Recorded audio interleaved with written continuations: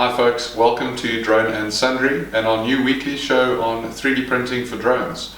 My name is Tiaan and I invite you to join me while I explore 3D printing technology and how it can be useful in the drone world. Today we'll be starting off with some basic objects that I found online. Eventually I'll move on to designing my own to print, but for today's video I'm going to be printing some motor mounts for the Bixler 2 platform that I found on thingiverse.com. Which will hopefully allow us to turn the Bixler 2 platform into a twin engine. So stay tuned while I walk you through the process.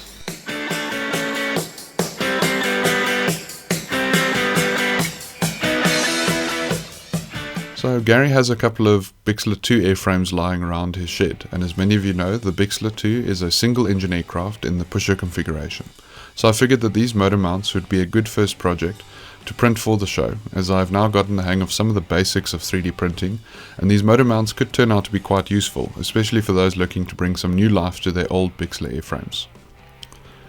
I printed the mounts in ABS plastic, which is a slightly trickier plastic to print with because of its thermal properties during the printing process. In other words, it tends to warp in places as the plastic cools, especially with larger prints where the cooling process isn't as even during the print. The reason I used ABS instead of an easier to print plastic such as PLA is for the added strength and flexibility of the material, as well as heat tolerance once the thing has been printed. PLA tends to be a bit on the brittle side, it doesn't handle impacts too well, and also its melting temperature is relatively low and it tends to soften when left in the sun for a while. So not ideal for a structural part that will be spending quite a bit of time in the sun. In order to turn the 3D model file into printer instructions, I'm using slicing software called Simplify 3D.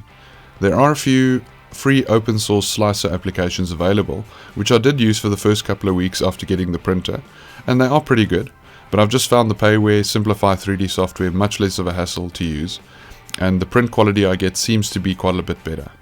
So here you can see the models page on thingiverse.com. As you can see here, Sander Groenendijk designed the mounts with a bolt pattern for 28mm outrunner motors, and the mounts actually look quite spiffy when attached to the Bixler's wings in these photos.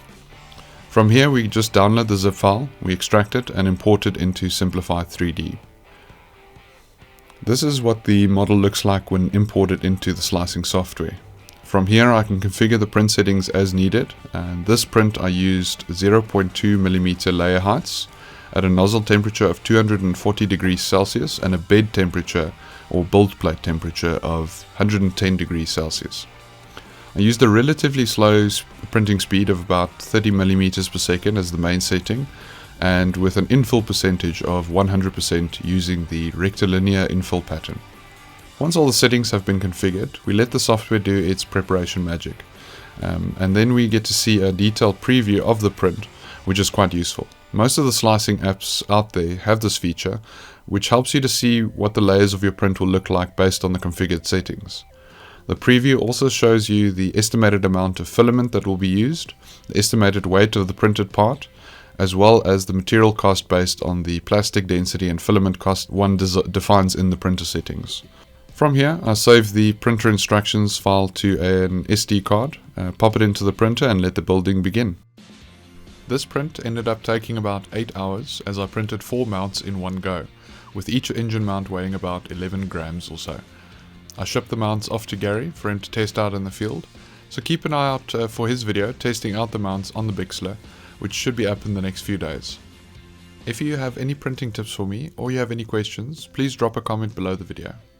Thanks for watching, and don't forget to subscribe to Drone and Sundry.